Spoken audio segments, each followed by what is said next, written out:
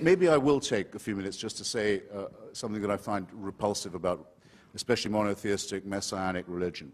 With a large part of itself, it quite clearly wants us all to die. It wants this world to come to an end. You can tell the yearning for things to be over whenever you read any of its real texts or listen to any of its real, authentic spokesmen, not the sort of the pathetic apologists who sometimes masquerade for it. Those who talk, there was a famous spokesman for this in Virginia until recently, about the rapture.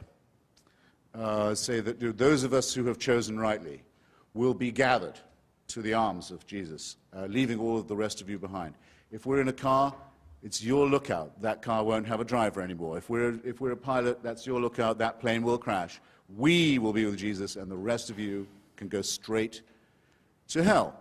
The eschatological element that is inseparable from Christianity. If you don't believe that there is to be an apocalypse, there is going to be an end, a separation of the sheep and the goats, a condemnation, a final one, then you're not really a believer. And the contempt for the things of this world shows through all of them. It's well put in an old rhyme from an English exclusive brethren sect. It says that we are the pure and chosen few, and all the rest are damned. There's room enough in hell for you.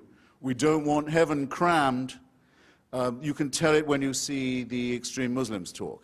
They cannot wait. They cannot wait for death and destruction to overtake and overwhelm the world.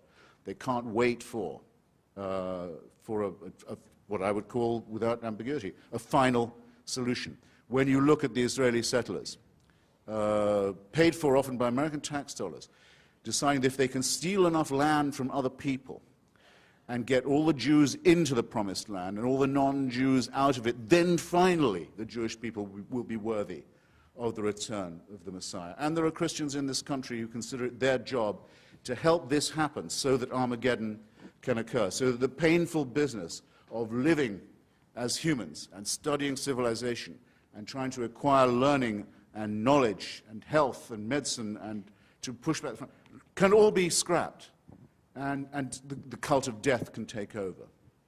That, to me, is a hideous thing in eschatological terms, in end times terms, on its own. A hateful idea, a hateful practice, and a hateful theory, but very much to be opposed in our daily lives, where there are people who sincerely mean it, who want to ruin the good relations that could exist between different peoples, nations, races, countries, tribes, ethnicities, who openly say they love death more than we love life, and who are betting that with God on their side, they're right about that. So when I say, as the subtitle of my book, that I think religion poisons everything, I'm not just doing what publishers like and coming up with a provocative subtitle. I mean to say it infects us in our most basic integrity. It says we can't be moral without Big Brother, without a totalitarian permission.